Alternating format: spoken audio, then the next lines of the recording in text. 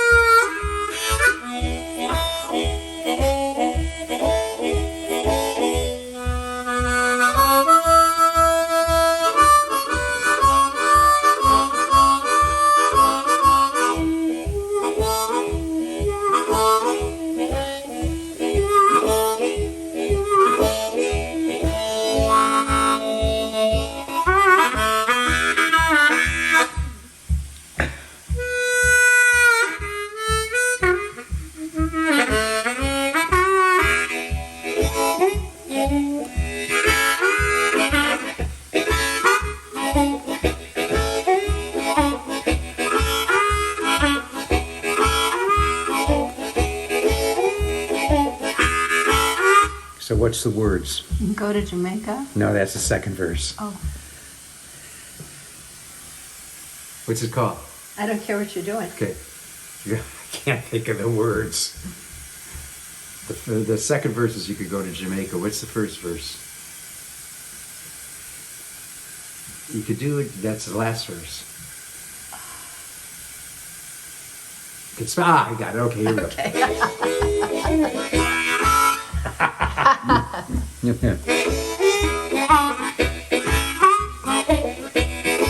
You could spend your money, stay out all night.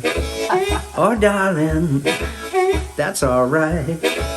I don't care what you're doing.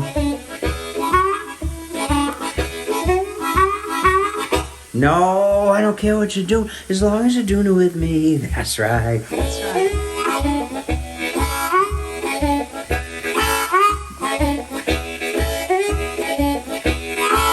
You could go to Jamaica, just lay in the sand, have a ball. I'll understand. I don't care what you do. No, I don't care what you do, as long as you're doing it with me. That's right.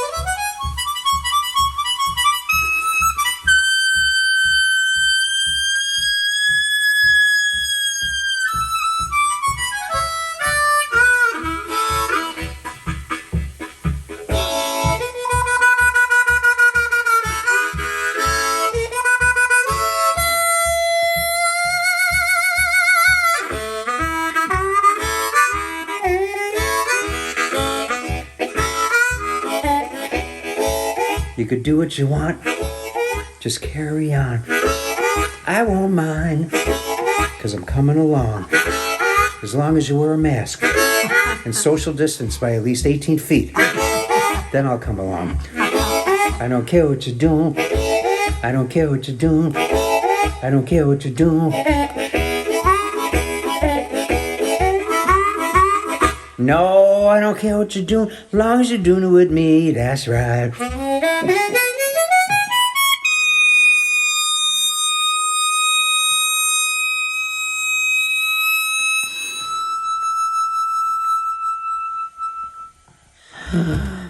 Story time. Story time. Hello, Dolly.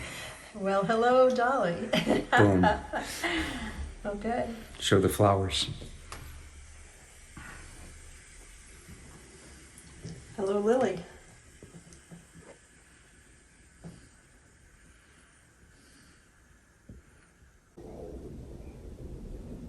Story time.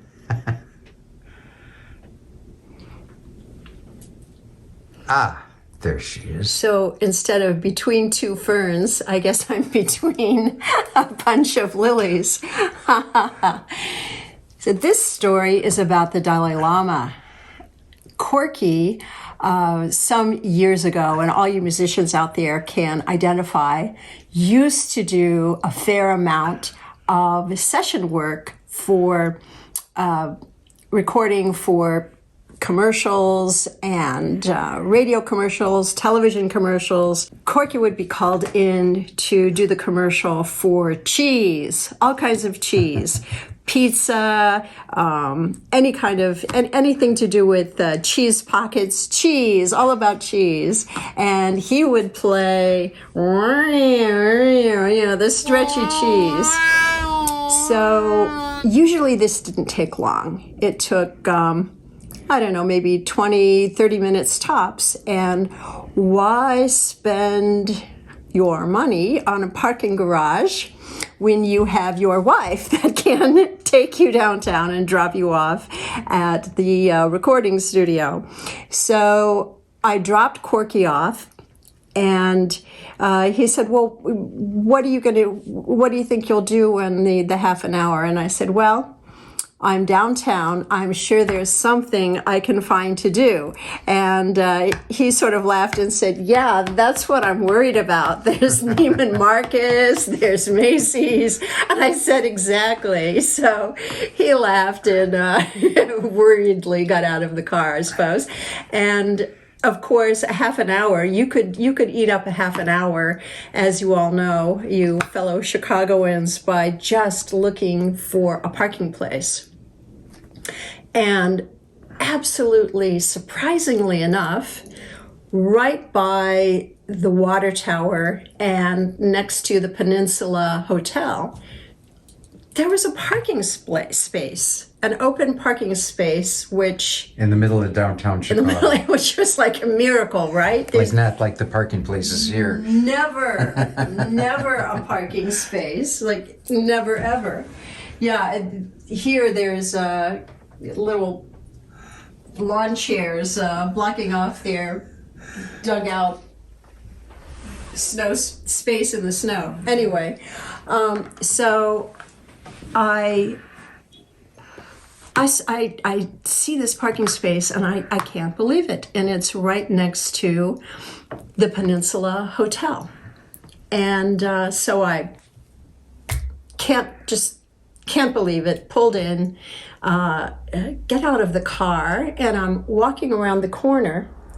And there were a lot of police cars. There was a big limousine waiting with drivers standing by open door. And curious, I just stood there for a moment wondering, I wonder what this could be about, right? And so out stepped Richard Gere, and I thought, oh, one of my favorite film actors. How fortuitous. Little did I know, right behind him was, you guessed it, the Dalai Lama. And I was floored. I was completely flabbergasted. I'm standing there, maybe 15 feet away, just mesmerized, like a deer in the headlight. And I just stood there with this big smile on my face. It was a gorgeous, beautiful, gorgeous sunny day. And the Dalai Lama kind of like took in the people that were around, the entourage, and smiled and kind of greeted them. And he turned around almost to 180 to where I was standing, and he had a big smile on his face. And I went like this and smiled, and he smiled back, and he went like this in greeting. And then he looked up, took a big breath, took in the beauty of the day, and slipped into the back of the limousine.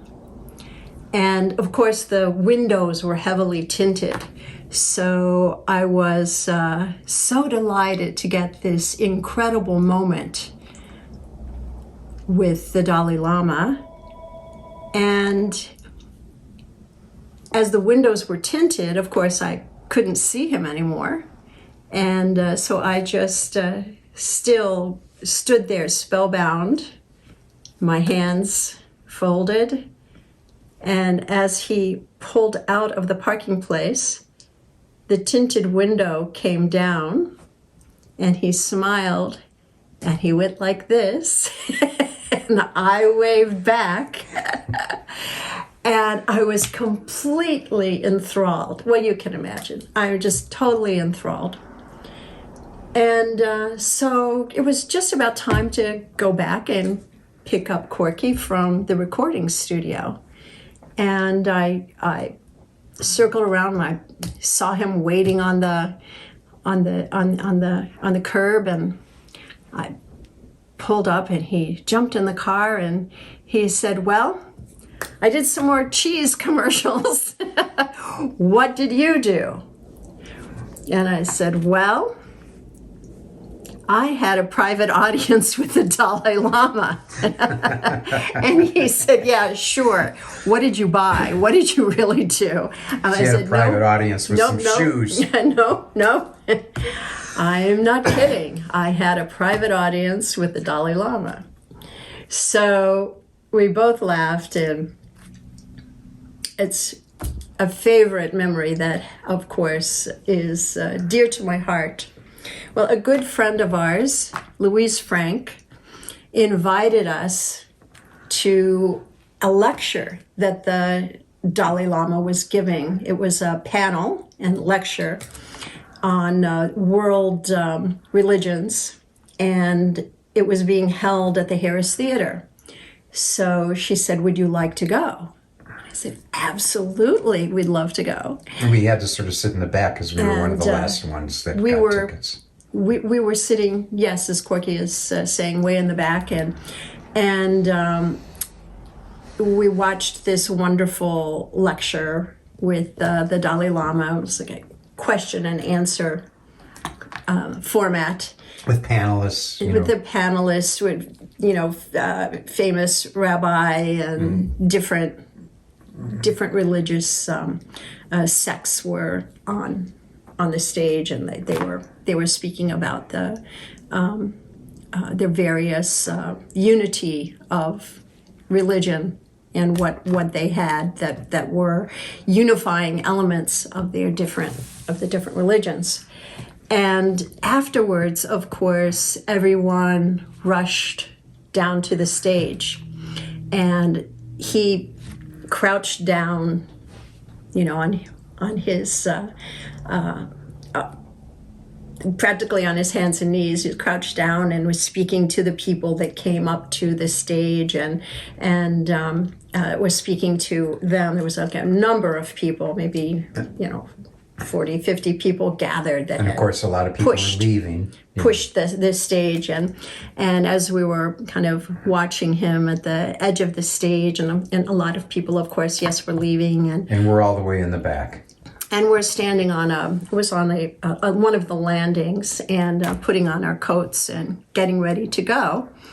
And I was standing there in the aisle and just taking him in, taking one last glance at the Dalai Lama and looking fondly at him and he just at that moment he stood up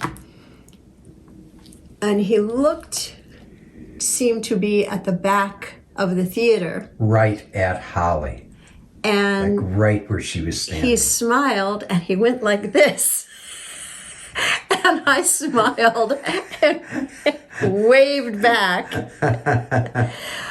I tell you, that was an absolute moment. It was one of the most wonderful moments that I can recall, and I've kept it in my heart for all these years since.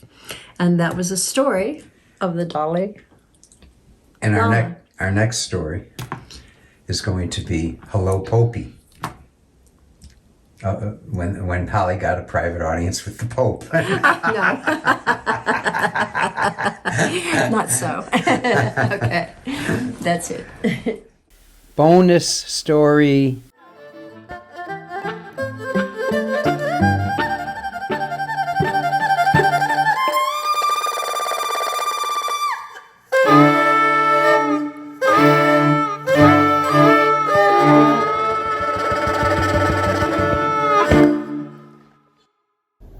Hi, this is Qishun, and today I'd like to share with you my story of meeting the Dalai Lama. Year was 2007 when the Dalai Lama was invited to go to Chicago to give a talk at the Pritzker Pavilion in Millennium Park. And I was fortunate enough to be invited to perform right before his talk on the Erhu. And with maybe like 6 different musicians from various backgrounds and countries, and along with Chicago's Children's Choir too. And I remember the day before that a lot of friends and family gave me their prayer beads, scarves, bracelets just for me to wear at his presence. And the day comes that we were all nervous, but also feel so peaceful that day that we went out to the stage and just simply did an improvised set. In a sea of people, it was incredible because you can still hear a pin drop. It was that quiet. And Dalai Lama came out in the middle while we're playing and then bowed to each one of us on stage. And then I just remember almost frozen because I didn't know how to react. I was like, should I knock back? Should I stop playing? But I just continued playing and then I nodded my head, freaking out inside, obviously. So after we're done and that he gave his talk about compassion, about happiness, we just simply stand on the side of the stage while there's a bunch of secret agents and, just security people. And after his talk, we were watching him like walking right next, gonna come toward us. But then he, instead of leaving, that he actually stopped and then talked to each one of us and then shook our hands. And I remember him asking me my name, where I was from, and he shook my right hand. I don't think I washed my hands for a week after that. But that was definitely the highlight of my career, probably will be forever. That was just incredible and just speechless. So that's my story. Hope you enjoyed it.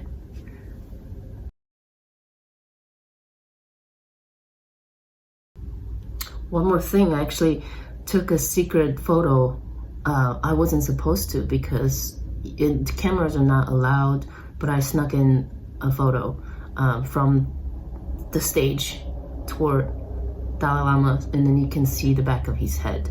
But I thought that was something that was really special. So I wanted to remember that moment. Well, that was story time. But I have another little teeny one. And that is, you all know Robin Ford. Robin Ford is a really famous guitar player, beautiful guy. He had me come and invited me to sit in one time at Space here in Evanston. It was really fun. It was great to meet him. Actually, I had met him once before. And that's the story. I was on the road with Harvey Mandel, Nick Revenitis, Barry Goldberg, Harvey Mandel, the guys from the Chicago Blues Reunion, Rick and Gary Malaber, he did all the Steve Miller and all the Van Morrison hits and Brown Eyed Girl and all that, and he was the drummer and the bass player. And we're in the airport one day, and we're having breakfast in the airport. And this fella comes along. I didn't know who he was. And the only chair available, Holly was sitting over here, and there was one chair available here. So he sat down next to me. And everyone said, Robin, how are you doing? And I didn't know who he was or anything. And he leans over to me and literally whispers in my ear. He says, I have had all I can take. I just can't take no more of you.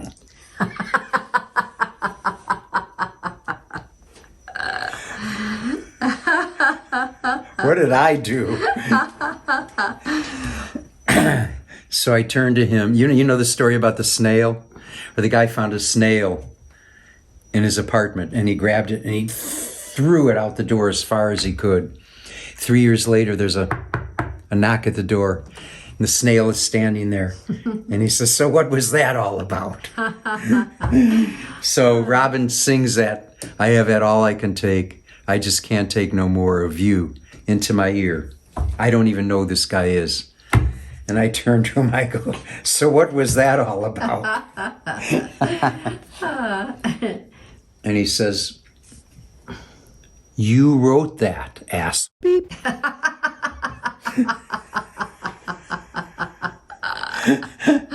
As it turns out, he and among other people were fans of that first album of Siegel Schwall, recorded in 1965, released in 66.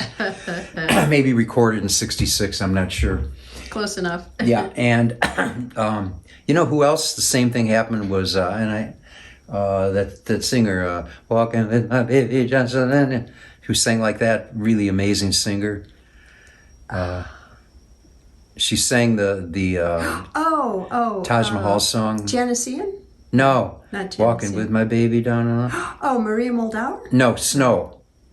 Phoebe Snow? Phoebe Snow. Oh, okay. Phoebe Snow comes running up to me and goes, are you Corky Siegel? And I'm like so excited about meeting her and an opening for her. She runs up to me and gives me a big hug and says, you're one of my biggest influences. And she starts singing, I'm a king bee. So anyway, Robin is sitting there. He says, you wrote that song.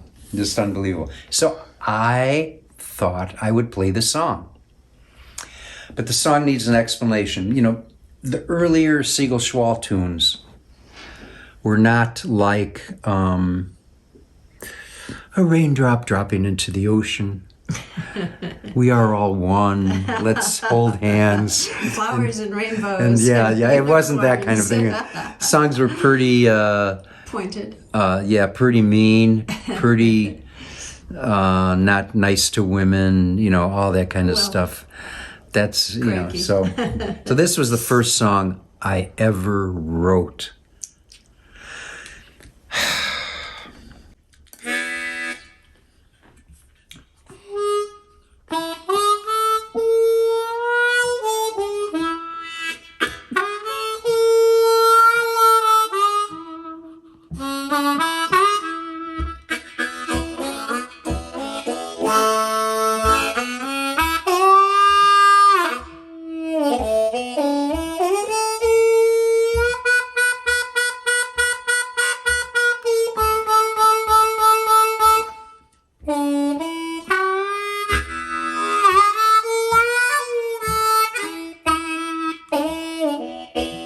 I have had all I can take. I just can't take no more.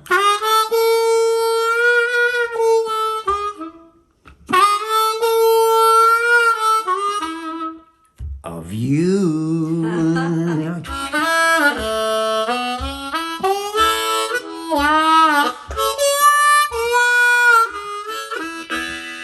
Well, you're cruel, yes, you're mean.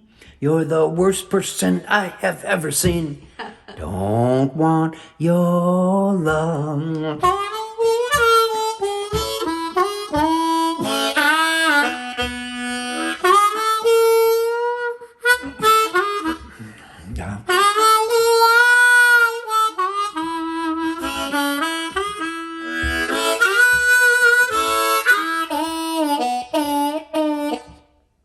I don't know what to do, how to get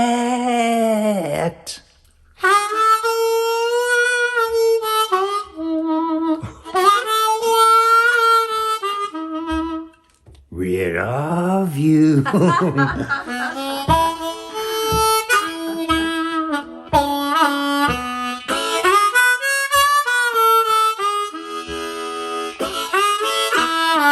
Well, I mean what I mean, and I know what I know. Why don't you go?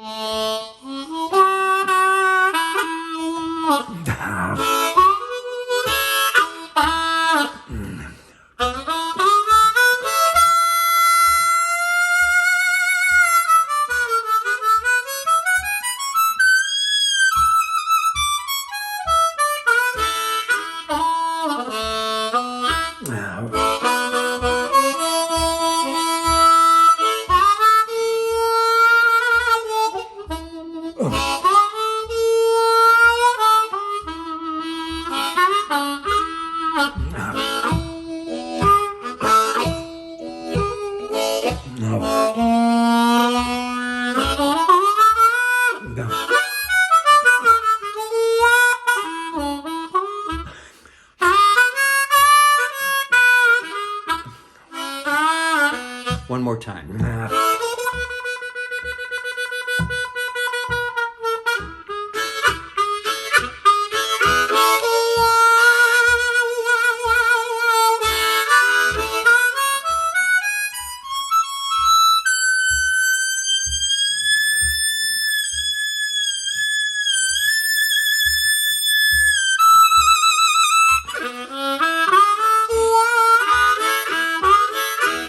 The ninth.